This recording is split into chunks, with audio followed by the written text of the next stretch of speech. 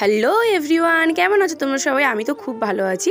চলে এলাম আরেকটা নতুন ব্লগ নিয়ে। সোনু মসুর ব্লগতে তোমাদের অনেক অনেক স্বাগত। যারা আমার চ্যানেলটা নতুন, তোমরা প্লিজ সাবস্ক্রাইবটা করে রাখো আর like comment share and subscribe করতে একদমই ভুলো না। এই দেখো, আজকে সকাল সকাল উঠে আমি ভাবলাম ফুচকাগুলো ভালো করে রোদে দিয়ে দিই, কারণ ফুচকা নিয়ে আমার একটা ভিডিও শ্যুট করার আছে। বেশি ফুচকা আমি নেবো না, 4-5টা ফুচকা হলেই হবে। ওর মধ্যে আমি 4-5টা ফুচকা ভেজে রেখেছিলাম, ওইটা নিয়ে আমি ভিডিও শ্যুট করবো। আর বাকি ফুচকাগুলো পরে সবাই মিলে একসঙ্গে খাবো, ওই জন্য রেখে দিই। ফুচকাগুলো রোদে দেওয়ার পর আমি স্নান করে চলে আসছি। আজকে একটু তাড়াতাড়ি স্নান করে নিয়েছি, ভাবলাম না আজকে তাড়াতাড়ি স্নান করে নিই। আর এই দেখো আমাদের বাড়ি পাখিরা কি করছে, এদিক তাকাচ্ছে ওদিক তাকাচ্ছে। আমাদের বাড়ি পাখিরা কিন্তু এখনো কথা বলতে শেখেনি। দুপুরবেলা খাওয়ার পর আমি এখানে বসছিলাম, তারপর ভাবলাম না শ্যুটটা করেই নিয়েছি, ভিডিওটা করবো বলছিলাম। এই ভিডিওগুলো তোমরা আমার ইউটিউব শর্টসে দেখতে পারবে, মানে এই চ্যানেলেই দেখতে পাবে। আর এই ভিডিওগুলো আমার ইনস্টাগ্রামে দেখতে পাবে। ইনস্টাগ্রামকে ফলো করলে ডিম্পল গার্ল মোস্ট তোমরা ফলো করতে পারো আমার এই ভিডিওগুলো দেখার জন্য। আর এই দেখো, এইবারে আমি দুপাশে মাথা বেঁধেছিলাম, ভাবছিলাম একটা ভিডিও করবো, বাট ওই ভিডিওটা আর করা হয়ে ওঠেনি। আর এই দেখো, এই যে গলার হারটা পরেছি না, ওইটা বৌদি ভাই মেল থেকে কিনে নিয়ে এসেছে। কি সুন্দর না, খুব ভালো হয়েছে। আমি ওইটা পরেই ভিডিওটা শুট করছিলাম। ভিডিওগুলো করার পর আমি ঘুমিয়ে গেছিলাম। ঘুম থেকে উঠে যখন দেখি বাবা তাল শাঁস কাটছে, ওই দেখো আমার কিন্তু তাল শাঁস খেতে খুবই ভালো লাগে। আমাদের এখানে তাল গজাও বলা হয় আর তাল শাঁসও বলা হয়। তোমরা কি এই ওইটা খেতে ভালোবাসো? তাহলে অবশ্যই তোমরা কমেন্ট করে জানিও। ওই দেখো আমার আর বৌদির কিন্তু মারামারি লেগে গেছে, বলছে না তুমি নেবে না, আমি বলছি আমি নেবো। অনেকেই হয়তো আছো এই তাল শাঁস খেতে ভালোবাসো না, বাট আমি কিন্তু খুবই ভালোবাসি। আর আমাদের এখানে প্রায় সবাই খুব ভালোবাসে। আর তারপরে বাবা আমাকে ছাড়িয়ে দিচ্ছে, আমি খেয়ে নিচ্ছি এখন। আর এই দেখেছো আমার বাবা কতটা ঘেমে গেছে, এগুলো কাটতে গিয়ে কতটাই ঘেমে যাচ্ছে, গরম তো কম পড়ে। তারপরে আমি বসে পড়ি তাল গজা খেতে। সত্যি গ্রামে থাকার মজাটাই আলাদা। আমার কাকু বাইরে থাকে দিল্লিতে, সবসময় কিন্তু মিস করে, সবসময় বলে সত্যি গ্রামটাকে খুব মিস। সন্ধ্যেবেলা চলে আসছি আমি রান্নাঘরে। আমি এখানে দেখতে এসেছিলাম কি কি রান্না হয়েছে আজকে, কারণ মা অনেক তোড়জোড় লাগিয়ে দিয়েছিল আজকে সন্ধ্যাবেলা। চলো তোমাদেরও দেখাই কি কি রান্না হয়েছিল। আমি কিন্তু নিজেই জানি না, আমি এখন খুলছি আর তোমাদের সঙ্গেও শেয়ার করছি। এই যে দেখলে লুচি হয়েছে আর পাশে ছিল সিমাই। এগুলো কিন্তু আমার খেতে একদমই ভালো লাগে না, সত্যি কথা বলছি। ওইদিকে যখন খুলে দেখি, আমি দেখি এখানে কি হয়েছে, এখানেও লুচি। দূর বড়ি, এগুলো খেয়ে আমি থাকতে পারি না। 2টো কি 3টের বেশি আমি একদমই খেতে পারি না। তারপর আমার ভাত চাই, এগুলো আমি খেয়ে থাকতে পারি না। আর এইদিকে ছিল পটলের তরকারি। পটলের তরকারি চলবে, এগুলো সব তো দেখানো হলো। এবার চলে এসেছি আমি রুমতে, কারণ আমাদের রেডি হতে অনেকটাই টাইম লাগে, তাই মা আগে থেকে বলছিল তাড়াতাড়ি রেডি হ। আর আজকে আমি পরবো এই শাড়িটা হচ্ছে আমার মায়ের, আর এইটা অনলাইন থেকে অর্ডার দিয়েছিল। তোমরা যদি লিঙ্ক চাও তাহলে আমাকে অবশ্যই কমেন্ট করতে পারো, আমি এই শাড়িটার লিঙ্ক দেবো। দেখো সুন্দর লাগছে না, এই শাড়িটা আমি পরবো এখন। তো চলো এখন তাড়াতাড়ি রেডি হয়ে নেই, তাড়াতাড়ি রেডি না হলে মায়ের হাতে আবার বকা খেতে হবে।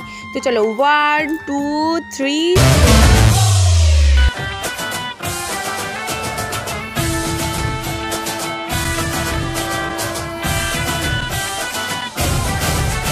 কেমন লাগছে আমাকে? কি ভালো লাগছে? তো ভালো লাগলে একটা লাইক তো করতে হবে নাকি? আগের দিন যে মেলা গেছিলাম ওই ব্লগটা অলরেডি আমার চ্যানেলতে পোস্ট করা আছে, তোমরা চাইলে একবার দেখে আসতে পারো। এই দেখো ফুল শাড়িটা ভালো করে দেখে নাও।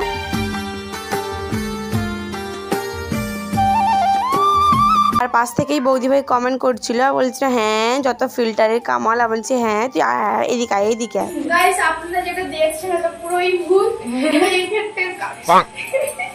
ক্যামেরাতে ইফেক্ট আছে না। ওই দেখো 3জন এখন রেডি। তো চলো এখন যাওয়া যাক, একদম ফুল রেডি সবাই। তো চলো এখন যাওয়া যাক। এইখানে আমি জুতোটা পরছিলাম, দিয়ে ক্যামেরাটা অন করেছি, দিয়ে বৌদি ভাই বলছে আমাকে দেখা আমাকে দেখা। তাই আমি বলছি আয় চলে আয় চলে আয় চলে আয়, তোর মুখটা একটু দেখা, না হলে তো হবে না। কি করে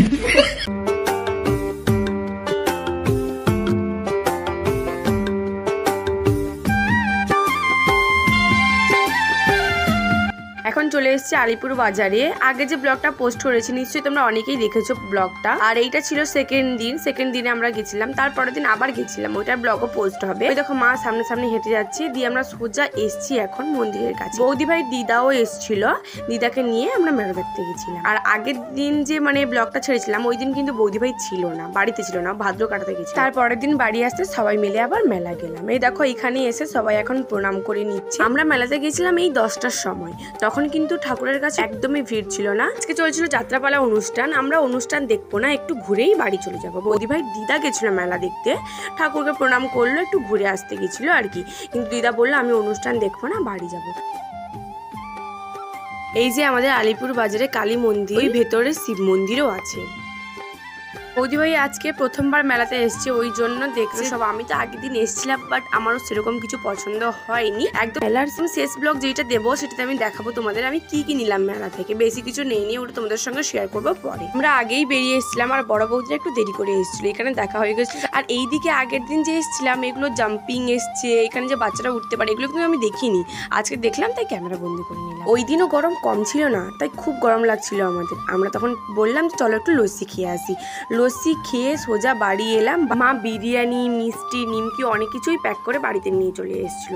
এই দেখো বিরিয়ানি তোমাদের দেখালাম প্রথমে, আর এখানে ছিল মিষ্টি, অনেক রকমের মিষ্টি ছিল, নিমকি ছিল। আমি তো ওগুলো খাবো না, আমার শুধুমাত্র বিরিয়ানি হলেই চলবে বাস। তো আমার জন্য মা লেগ পিস দেখেই নিয়ে এসেছিল, আর আমার তো খুব টেস্টি লাগছিল। লুচি হয়েছিল, তোমরা জানো ভালো করে আমি লুচি খাবো না, ওই জন্য আমি বিরিয়ানি খেয়ে নিচ্ছি। তো চলো ভিডিওটা এখানেই শেষ করছি। তো টাটা, দেখা হচ্ছে নেক্সট কোনো ভিডিওতে। চলো টাটা, বাই।